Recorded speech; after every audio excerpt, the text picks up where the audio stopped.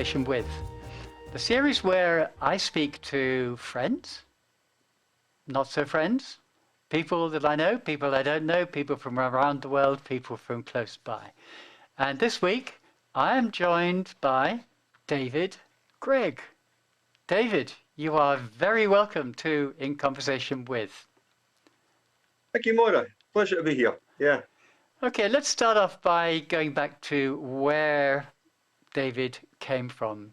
Where were you born? I was born in Aberdeen, Scotland. Yes, 50 odd years ago. Yes, that's 50 where I was born. odd. Okay. Well, 50 odd or 50 even, it doesn't really matter. Life begins at 50. Well, so some people say. Some said it even begins at 60 or 70. But Well, that's my view. Because I've reached that great age of 70, then life definitely starts at 70. Okay, so what kind of family did you come from? What were your parents? What did they do? my dad was a taxi driver, and so was his dad, and so was his brothers as well. They ran a couple of taxi farms in Aberdeen, and my mum, she was a cook. Yeah, and I'm pretty sure my dad met my mum in Fife, in Cooper and Fife. But that's, yeah. And you lived most of your life or all of your life in Aberdeen? Yeah, I have. Apart from 6 years where we decided, or my mother and father decided. I don't think we had any input into the decision at all, to be honest. They decided to move down to Fife for 6 years, and they had a hotel in Newborough, in the Kingdom of Fife, which St Andrews, the home of golf is located in. Yeah. So apart from 6 years, I've been an Aberdonian all my life. Okay, so you went to school in Aberdeen, and then you left school. And what did you do when you left school? When I left school, my first job when I left school was a kitchen porter that my mother got me, and it served the purpose of getting that first job and the first income coming through, and yes, since then I had a variety of jobs, and the one that I'm doing at this current moment, fast tracking all the way from my first job in the early 80s to now. I am now a park attendant in a large park in Aberdeen. Yeah, if I was being really self-deprecating, I would say I'm a professional litter picker, but I do more than that. Yeah, I'm I'm kind of like the public relations officer for the park. Yeah, well, I'm the only member of staff who is in the park at the weekend. So yeah, it's got plenty of pluses. My job, definitely. Okay, and what were your leisure activities during this period? When you were, in your early 20s and 20s, what were you? Early 20s and in the early 80s, yeah. Well, leisure activities. Well, it revolved around supporting the local football club, Aberdeen Football Club, and getting into various activities that probably frowned upon then, as they probably are now. Yeah, quite reckless stuff, to be honest. It involved it was a movement called the Aberdeen Soccer Casuals, and I look back and it's just factual. I cringe slightly at it, but it's just everybody's got a story, a history, and that was mine. But yeah, it did involve football hooliganism. Yeah, no, aghast. A big drawing in of breath. Football hooliganism on the receiving end or on the giving end? I was on the receiving end basically all the time, Moira, which is bizarre. Yeah, I mean, I've seen plenty of people doing they're not very courageous thing, kicking into the 10 people. But I was the guy who just did not really care about himself, so I would run into about 10 or 15 people, and yeah, feel quite remorseful afterwards for that there. But it just became, the norm. And yeah, quite a few occasions in the hospital, badly beaten up, and yes, and then there was the drink and the drugs that went along with that lifestyle. But okay, can we go into a little bit more detail? How is it that you got into this lifestyle? Given you had a reasonable childhood. How did I get into that lifestyle? It was Oh, I, it could have been anywhere, to be honest. It could have been any city, but I'm aware that lots of the cities around the UK had a prevalence of this activity. Aberdeen possibly wasn't any more different, you know, on this.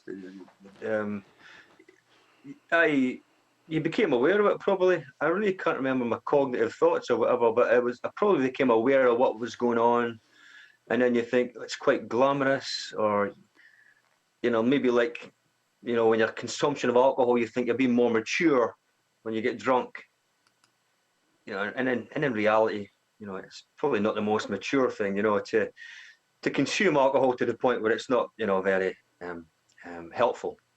But yeah, it just became aware of it, and then it became like camaraderie, and it became a ritual to just follow the team, and then the whole fashion sense of it. You know, you try and buy the whole. There'll be Sergio Tacchini, Lacoste, LS, particular types of fashion wear. It all emanated from England. We knew that, but you know, it became quite an addiction, I suppose, as well. Just a habit to go along, you know.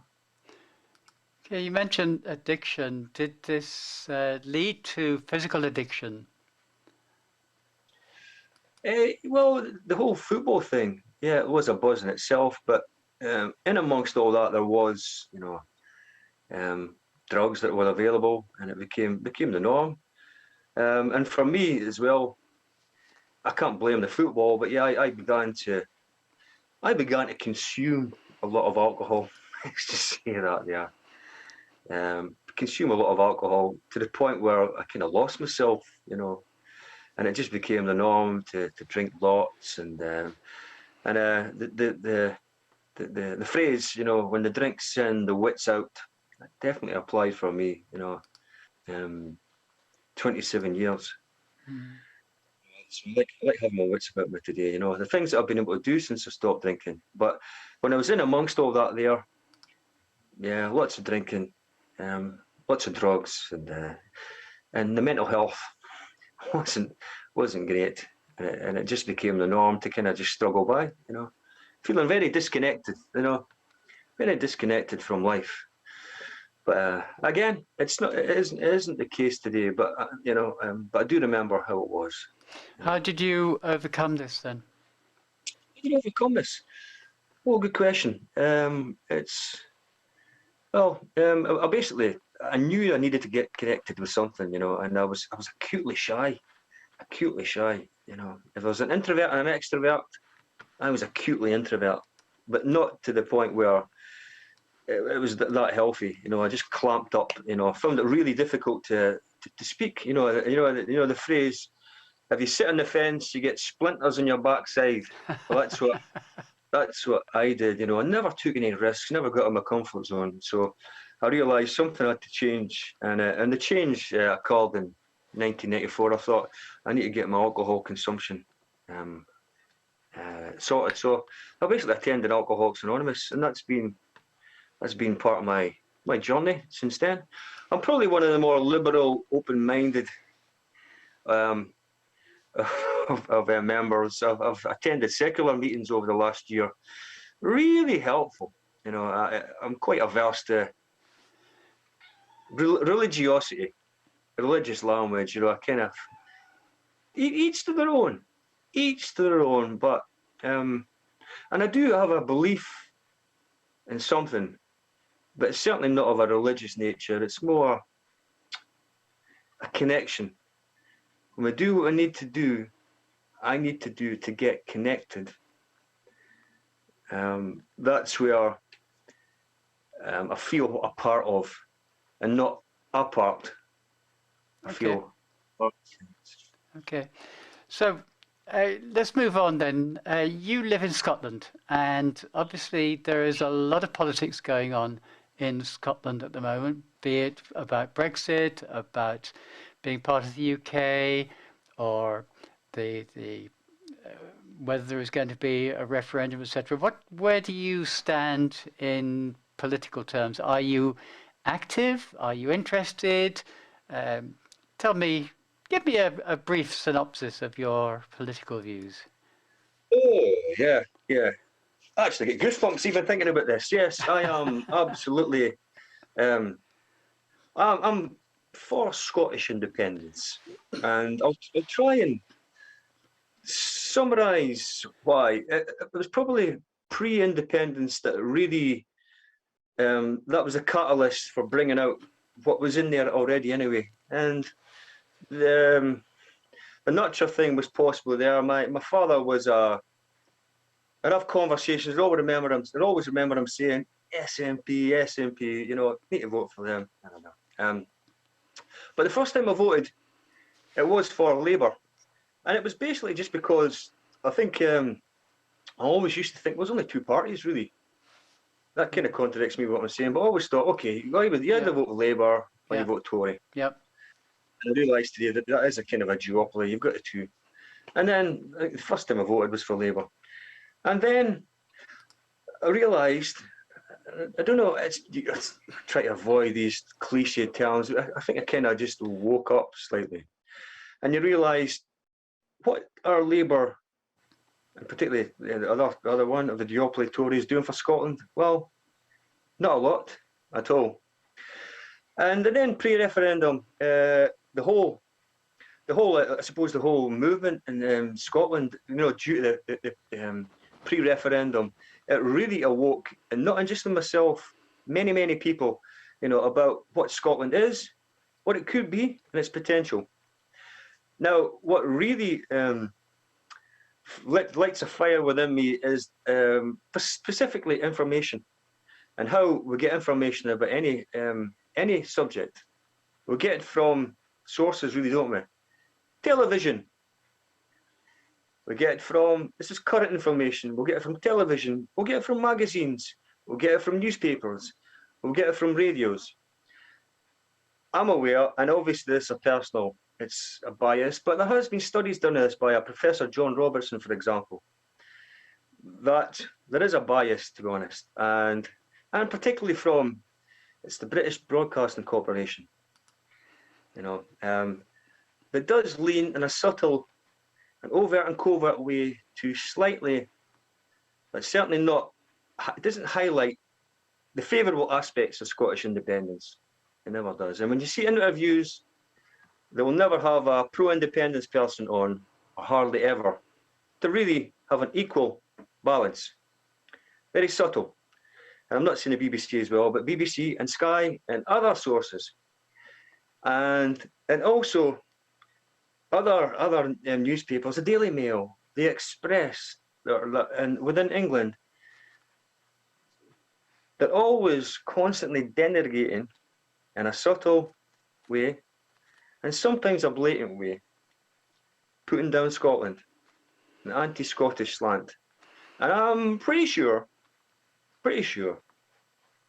and I kind of say, put my cards on the table, 100% sure that's embedded in a lot of people down in England who aren't really politically aware of the political landscape in Scotland, that you think that, for example, that anyone who supports Scottish independence is anti-English, and there could not be anything further from the truth.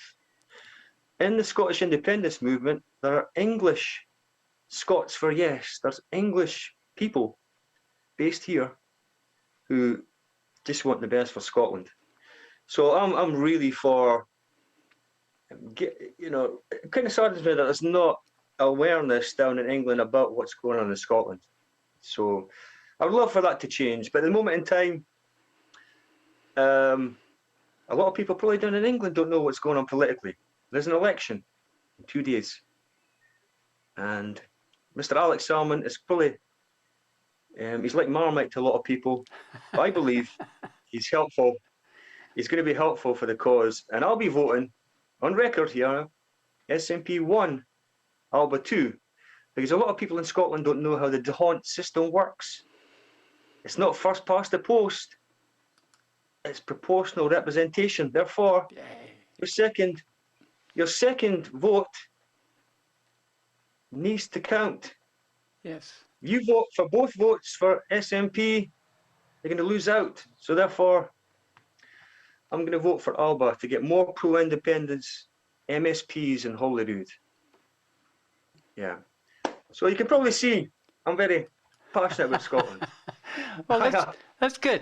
I can be very independent, even though, as you can tell from my accent, I'm English born, but I've lived in Ireland for 20 odd years, so I can look upon the England-Scotland debate quite openly, and I would agree that I think independence for Scotland would be a good thing. I can't see many negatives towards it. Thank you. And what I would say as well, it would really be appreciative for myself and others, if people like you and anywhere on social media or Facebook or anywhere were to be open about this. If you research, there's a place called Business for Scotland and others, these sources, we need your support if there ever is another referendum to really openly say, yeah, I believe our friends and neighbours Scotland can, survive as an independent nation. Okay, let's move on to another subject. I believe that you are a creative man, that you have some creative activities that you partake in. Tell us about that. Yeah, yeah. These only happened probably over the last 6 or 7 years, but well, creativity-wise, you could call dancing a creative art. It gives me the ability to express myself and let out my flamboyant side. Yeah, a little bit more. So I've been dancing 18 years, modern jive, and then for the last 8 or so years, Argentine tango. And over the last 6 or 7 years, maybe 5 or 6, I've been organising dance events. There's two types of, well, in Argentine tango, you've got your traditional music, and then some people like a mix of traditional and alternative music, it's called, which contemporary, popular music, rock, you can still dance Argentine tango too. So I decided to organise these events in Aberdeen, which I really enjoyed. I've not organised one for a while.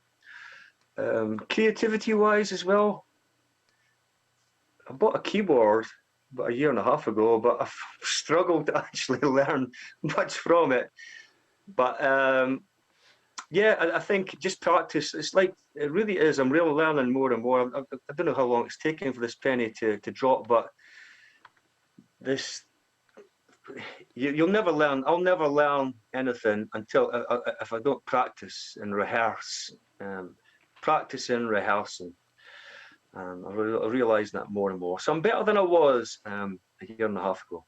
I've started outdoor swimming as well. That's really good, I think it's quite popular across the UK. Yeah, I really enjoyed that. Yeah. Okay, well, what do you see for yourself in the next few years?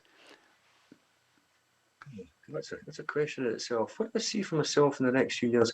Hopefully getting better at the keyboard where I can play a song and have my ego massaged and people say, well done. Oh yeah, or even dancing to that song. I'd love, my greatest gift I could ever have is for Scotland to be independent. In the next few years, personally, probably, developing myself as a public speaker, for sure.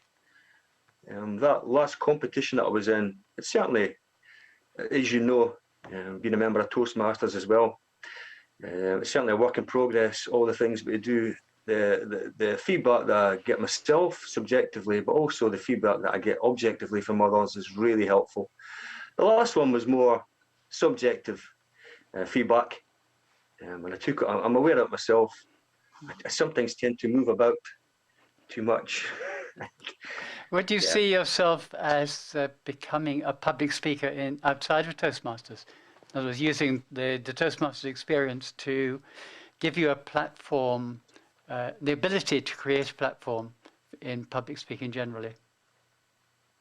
I would actually love for that to happen. And friends have said, and I think I've got a talent in some ways, because it's something I'm passionate about, but it's like anything, it's like what we get told about in Toastmasters, you know, that choose a speech that you're enthusiastic about, and you know, it really brings out your passion. So, yeah, people have said to me, you know, you should, you know, use it in a constructive way. You know, they said, you know, why don't you be a counsellor? And I'm not sure if I want to go down that road, but public speaking wise, yeah, I would like to think I can. I could, absolutely. Okay, thank you very much indeed, David. It's been a pleasure having you on the show. And I'll look forward to seeing you online at our shared Toastmasters Club, the Firepost Collective. Yes, definitely. Yeah. Look forward to that. Thanks, Moira. Thank you very much.